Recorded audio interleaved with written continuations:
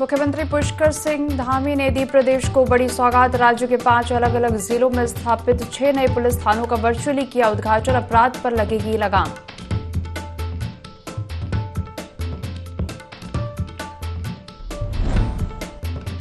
मदरसों की जांच के लिए कमेटी का हुआ गठन। 3 सदस्यीय विभागीय कमेटी करेगी जांच। बोगस मदरसे को किया जाएगा बंद।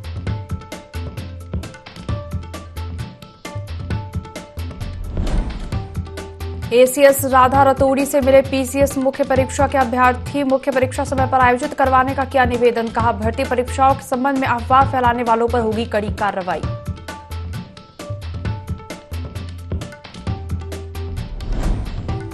देहरादून में सचिवालय घेराव के लिए जुटे एनएसयूआई के 2 गुटों में हुई भिड़ंत। जमकर हुई हाथापाई, चले घूसे।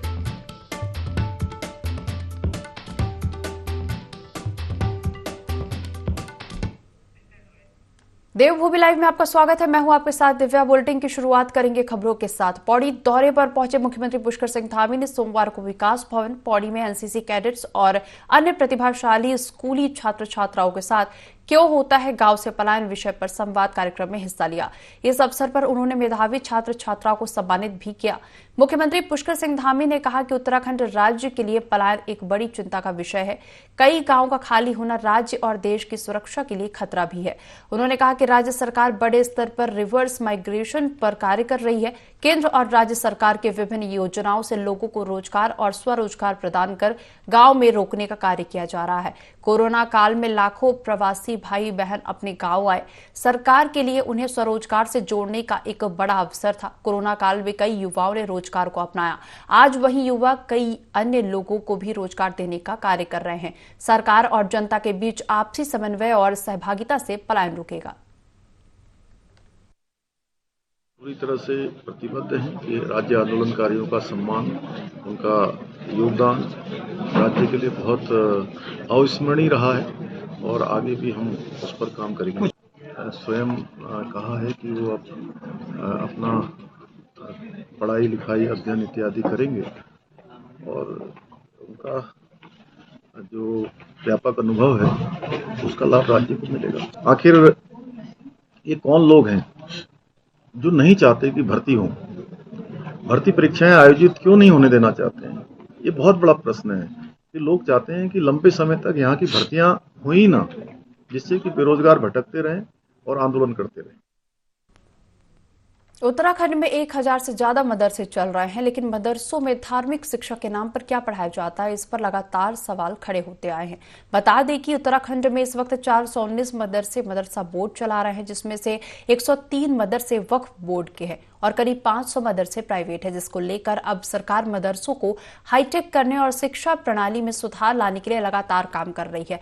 वहीं अल्पसंख्यक मंत्री चंदन रामदास के द्वारा विधानसभा में एक समीक्षा बैठक किया गया, जिसमें उन्होंने कहा कि जितने बोगस मदरसे हैं उसे बंद कर दिया जाए और कक्षा 1 से 8 तक चलने वाले मान्यता प्राप्त मदरसे को हाईटेक बनाया जाए।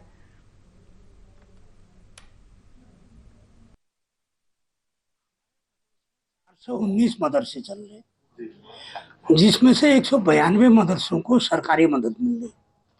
तो मेरा फोकस सरकारी मदद वाले मदरसों पर है। तो जब हम पैसा बच्चों की अच्छी शिक्षा के लिए दे रहे हैं, गुणवत्ता की शिक्षा के लिए दे रहे हैं, तो उस पैसे का सदुपयोग होनी चाहिए। और हमारा पूरा होल्ड मदरसे पर जब तक नहीं होगा, जब तक उनकी शिक्षा विभाग से मान्यता नहीं हो, और मान्यता नहीं है तो हमारे मानक नहीं आएंगे वहाँ, और मानक नहीं होगा तो सरकार का दबाव नहीं बनेगा, और जो हम सरकारी सहायता और कर सकते हैं वो सहायता भी हम नहीं दे पाएंगे।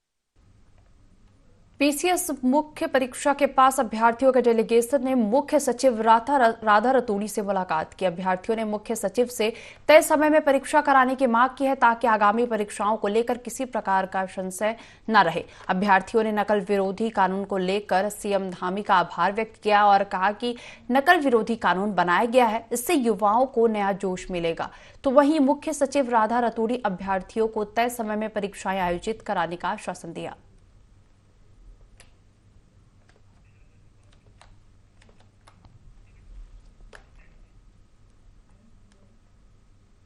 देहरादून में कांग्रेस ने बेरोजगार युवाओं के लिए विरोध प्रदर्शन का ऐलान किया, जिसके तहत एनएसयूआई ने सचिवालय घेराव का कार्यक्रम रखा था। इस दौरान एनएसयूआई के राष्ट्रीय अध्यक्ष नीरज कुंदन पहुंचे थे, लेकिन घेराव से पहले ही पार्टी के अंदर दो गुटों में झगड़ा शुरू हो गया। झगड़ा इतना बढ़ गया कि राष्ट्रीय अध्यक्ष और पार्टी के वरिष्ठ नेताओं के सामने ही मारपीट हो गई। दरअसल पार्टी ने विकास नेगी को एनएसयूआई का प्रदेश अध्यक्ष नियुक्त किया है, जिसके बाद सौरभ गुट विकास नेगी के प्रदेश अध्यक्ष बनने का विरोध कर रहा है।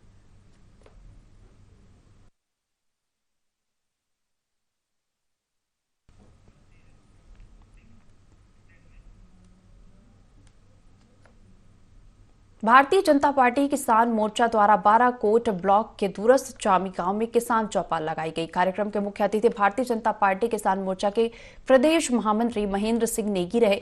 उन्होंने केंद्र सरकार द्वारा किसान बजट को किसानों के हित में बताया और बीजेपी की सरकार में किसानों की पीएम किसान सम्मान निधि की धनराशि सीधे किसानों के खाते में आ रही है। भाजपा शासन में किसान खुशहाल हैं, किसानों को उनकी फसलों के वाजिब दाम मिल रहे हैं। उन्होंने कहा कि सरकार और किसान मोर्चा किसानों की आय को दुगना करने के लिए प्रयासरत है।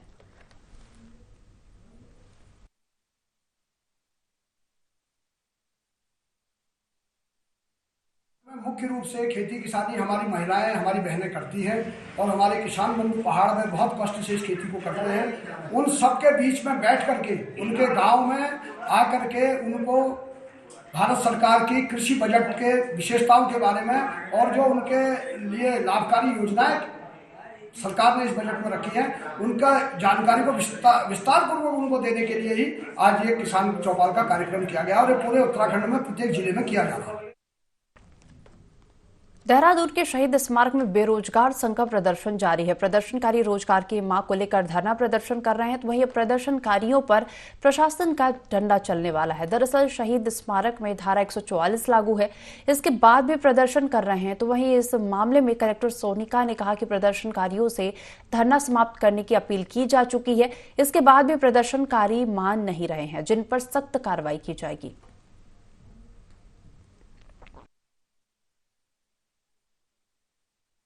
भी धरने होते हैं तो प्रशासन की ये जिम्मेदारी होती है कि उनको समझाया जाए, उनको बताया जाए कि इसके क्या नुकसान है और क्या फ़ायदे हैं। कल इसी के क्रम में हमने बताया था और हमने ये भी बता दिया था कि अगर कोई धारा 144 लगी हुई है और अगर कोई उल्लंघन करता है तो तत्काल मुकदमे किए जाएंगे। उसी के क्रम में कल इन लोगों ने रिपोर्ट बनाई है और मुकदमे दायर किए जाएंगे और सख्त से सख्त कार्रवाई की जाएगी जिनके द्वारा उल्लंघन किया। शिव और शक्ति के मिलन महाशिवरात्रि की तैयारी पूरे देश में जोरों से हो रही है। यूं तो इस अवसर पर देश भर में शिव मंदिरों पर भव्य आयोजन होते हैं, लेकिन उत्तराखंड स्थित काशी विश्वनाथ मंदिर में शिव विवाह की अलग ही रौनक देखने को मिलती है।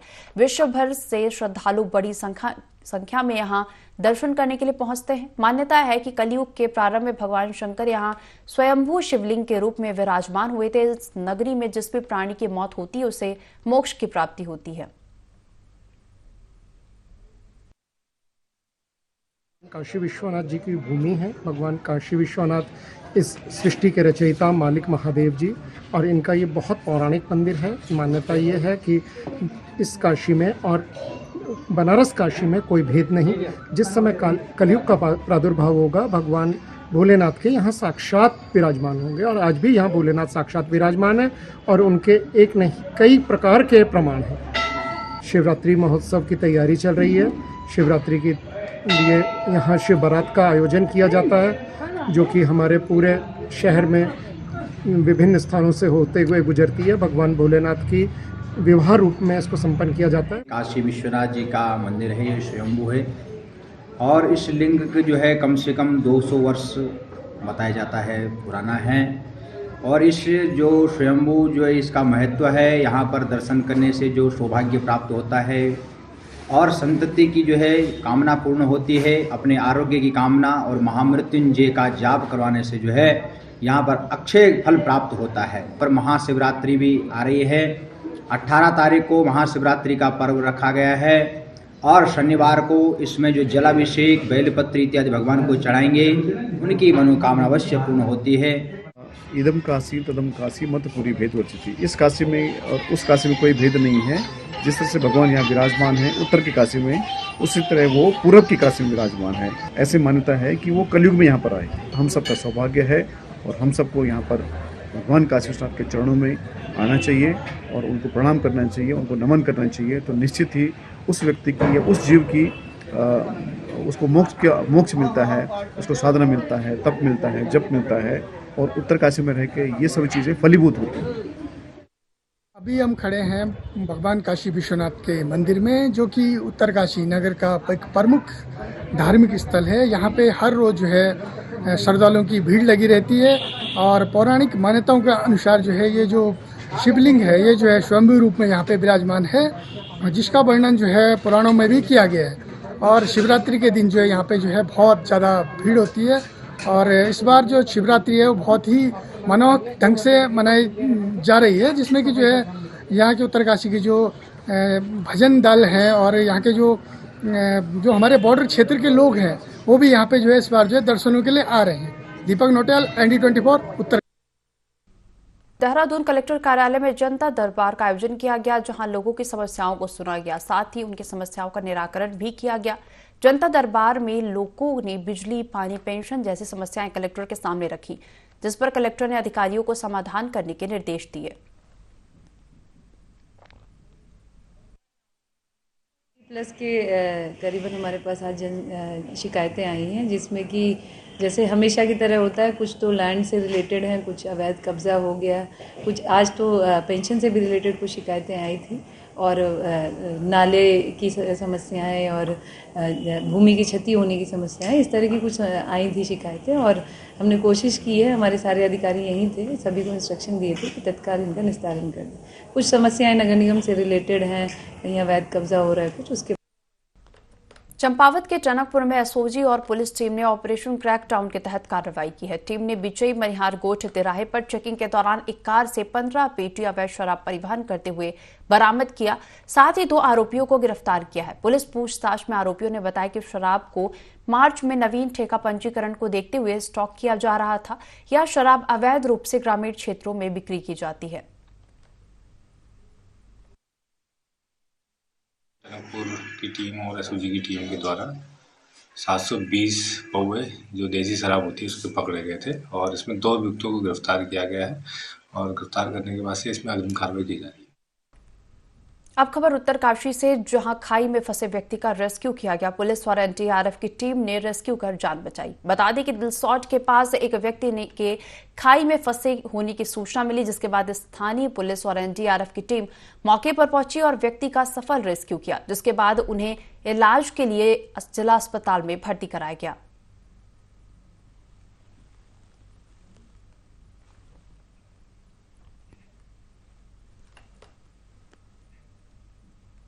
उधम सिंह नगर के काशीपुर में महाशिवरात्रि की तैयारियां जोरों पर है। महाशिवरात्रि को देखते हुए प्रशासन भी मुस्तैद हो गया है। इसी क्रम में कांवड़ यात्रियों को सुरक्षा प्रदान करने के साथ साथ सुगम यातायात की व्यवस्था भी की गई है। एसपी अभय प्रताप सिंह ने कहा कि कांवड़ियों को किसी प्रकार की असुविधा न हो, इसके लिए सुरक्षा के इंतजाम किए गए हैं। हमारा पर्व है महाशिवरात्रि का, वो 18 को होने वाला है, जिस दिन भगवान के शिवालयों में जल चढ़ाया जाएगा। इसके संबंध में हमने व्यापक तैयारी करी है। पूर्व की वहाँ की जो यात्रा का रूट है, जब कांवड़िए हरिद्वार में इकट्ठा होते हैं और वहाँ से जल ले आकर के, और जो हमारा यहाँ परंपरागत रूट है, उस रूटों पे हमने पर्याप्त बिजली और जो पैच वर्क का काम था SDM साहब और अन्य जो डिपार्टमेंट के माध्यम से उसको करवा लिया है। यातायात के लिए भी हमने जो प्लानिंग करी है कि हाईवे पे हम किसी एक सड़क पे जो लेकर के आएंगे और एक सड़क पर हम ट्रैफिक को चलाएंगे, और इसी तरीके से जो हमारा ज्ञानार्थी मीडिया वहाँ से पटेल नगर से डाल के और पुनः इसी बाजपुर रोड पर ले जाकर के कांवड़ को संपन्न कराएंगे। सीएम पुष्कर सिंह धामी ने प्रदेश के 6 पुलिस थानों और 20 पुलिस चौकियों का वर्चुअल माध्यम से उद्घाटन किया। इसके साथ ही थराली की नारायण बगड़ पुलिस चौकी का भी उद्घाटन किया गया, जिसके बाद अब यहां के रहवासियों को रिपोर्ट दर्ज करवाने में मुश्किल नहीं होगी। अब यहां के रहवासियों को 18 किलोमीटर दूर थराली नहीं जाना पड़ेगा। उद्घाटन कार्यक्रम में थानाध्यक्ष थराली देवेंद्र सिंह रावत समेत उप जिलाधिकारी थराली समेत कई लोग मौजूद रहे।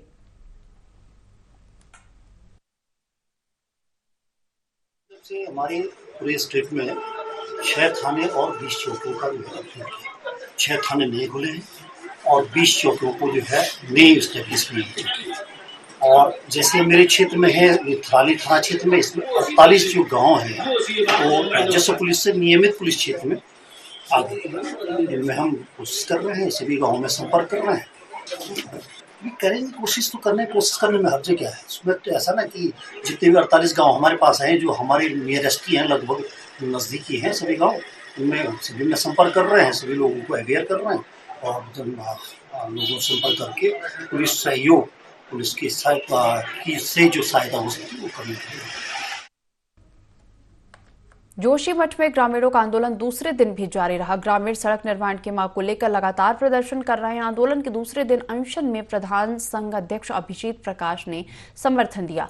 आंदोलनकारियों का कहना है कि जब तक गीरा बासा सड़क पर कार्य शुरू नहीं होता तब तक अनशन जारी रहेगा।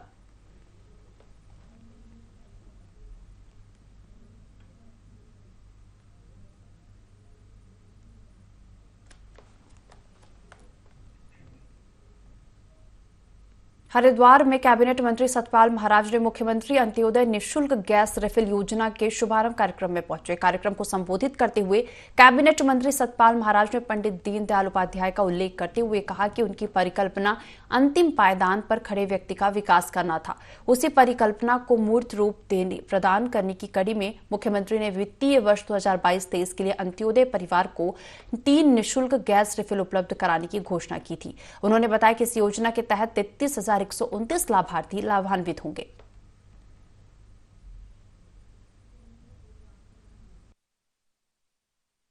इसमें 3 गैस रिफिल निःशुल्क उपलब्ध कराए जाने की योजना है। ये आज ये साकार हो रही है।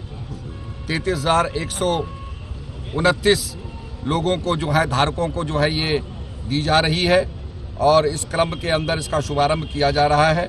और अंत्योदय हमारे पंडित दीनदयाल जी कहते थे जो अंतिम पायदान पर खड़ा है, जब उसका विकास होगा तो निश्चित रूप में क्षेत्र का विकास होगा। गुलबर्ग कश्मीर में खेलो इंडिया नेशनल विंटर गेम्स चल रहा है, जिसमें उत्तराखंड की भारती भुजबड़ ने अल्पाइन स्लालम रेस की अंडर 18 गर्ल्स कैटेगरी में सिल्वर मेडल जीता। अब तक उत्तराखंड की टीम ने 1 स्वर्ण और 2 रजत पदक के साथ कुल 3 पदक हासिल किए हैं। वहीं खेल के चौथे दिन अंडर 14 सब जूनियर वर्ग के अल्पाइन स्कीइंग के इवेंट्स होने हैं, जिससे उत्तराखंड को कुछ पदक और आने की उम्मीद है।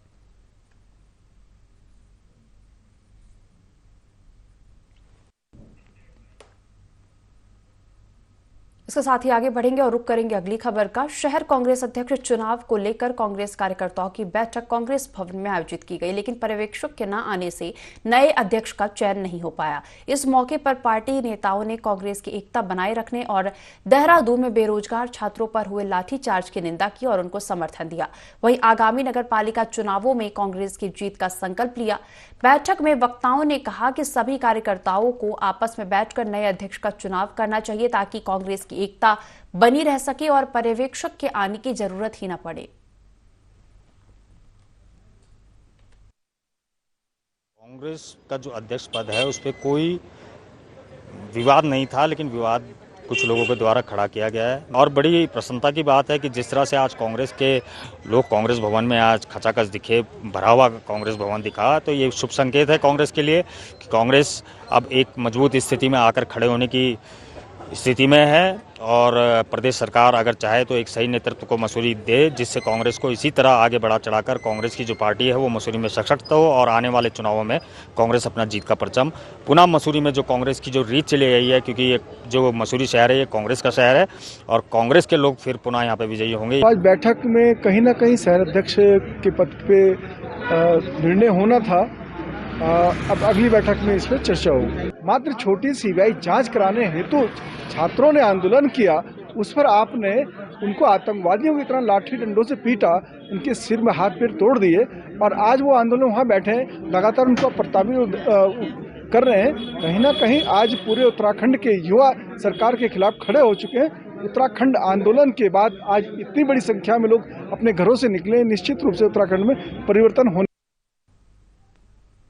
हल्द्वानी में 26 फरवरी को शिक्षक कर्मचारियों की प्रदर्शन रैली है, जिसको लेकर कर्मचारी रणनीति तैयार कर रहे हैं। जिले के हर ब्लॉक से कार्यकारिणी का गठन किया जा रहा है। शिक्षक कर्मचारियों ने कहा कि रैली के माध्यम से सरकार को ताकत दिखाई जाएगी। लोहाघाट में पुरानी पेंशन बहाली राष्ट्रीय आंदोलन के बैनर तले बैठक का आयोजन किया गया। बैठक में शिक्षा विभाग, स्वास्थ्य विभाग, इंजीनियर, फार्मासिस्ट समेत कई विभाग के कर्मचारी मौजूद रहे।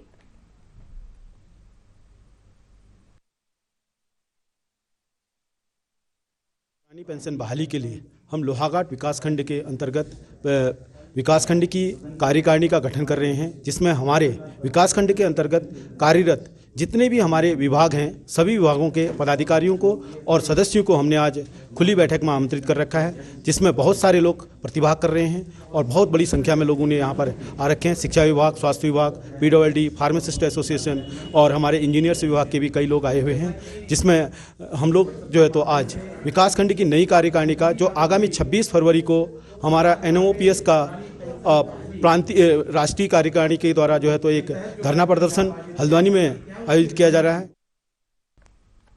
चमोली के उच्च हिमालयी क्षेत्रों में बर्फबारी हो रही है। बीते 2 दिनों से अलकनंदा घाटी और बद्रीनाथ क्षेत्र सहित लामबगड़ खीरो घाटी की पहाड़ियों में भी जमकर बर्फबारी हो रही है। वहीं हिमालय में भी हो रहे हिमस्खलन का खूबसूरत नजारा लोग अपने मोबाइल में कैद कर रहे हैं।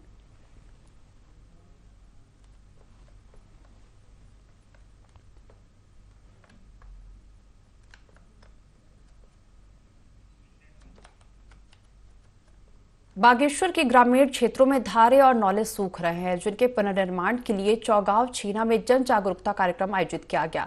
कार्यक्रम में जिला पंचायत अध्यक्ष बसंती देव शामिल हुई। देवलधार के स्कूली बच्चों ने गांव के पारंपरिक पीने के पानी के स्रोतों को बचाने के लिए क्षेत्रीय पारंपरिक रीति रिवाजों के साथ प्रस्तुतियां दी, साथ ही जल ही जीवन के स्लोगन के साथ सुंदर अभिनय किया। कार्यक्रम के संचालक विजय रावत का कहना है कि पर्यावरण को बचाने के लिए हमें अपने पारंपरिक पुश्तैनी धारों और नौलों को पुनर्जीवित करना होगा।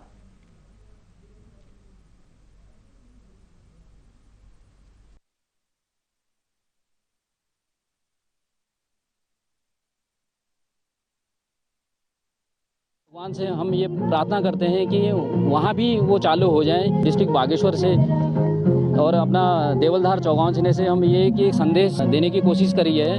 कार्यक्रम भी बहुत अच्छा रहा। तो एक नई पीढ़ी को एक थोड़ा सा एक इतना उत्साह उमंग है बच्चों में। हमारा तो अहोभाग्य है कि हमें चारों तरफ से हमें स्रोत का पानी मिल रहा है। ऐसे उत्तराखंड में भी कई ऐसे गाँव हैं जहाँ पानी की भी नहीं प्राप्ति है, क्योंकि अभी सरकार ने घर घर नल की जो योजना है, अभी समय के अनुसार तो बहुत अच्छी बात है, लेकिन जब नल में पानी मोटर बंद हो जाता है तो फिर उनको धारे की ही याद आती है। धारे नौले को बचाने का और पर्यावरण संरक्षण का कार्यक्रम रखा गया। इसके तहत आज हमारे साथ भारतीय जनता पार्टी के जिलाध्यक्ष जी हैं, जिला मंत्री जी हैं और पूर्व कोषाध्यक्ष जी हैं। हमारे पूर्वजों से ही जो हमारे धारे नौले पे ही हम निर्भर थे, उन्हीं से धारे नौले से हम पानी पीते थे। आज ये धारे नौले सूखने के कगार में है। हमारे सरकार की मंशा है कि धारे नौले को पुनर्जीवित कर और हरियाली बढ़ाकर पर्यावरण को संरक्षित किया जाए। इस बुलेटिन में फिलहाल इतना ही। आप बने रहिए IND 24 के साथ।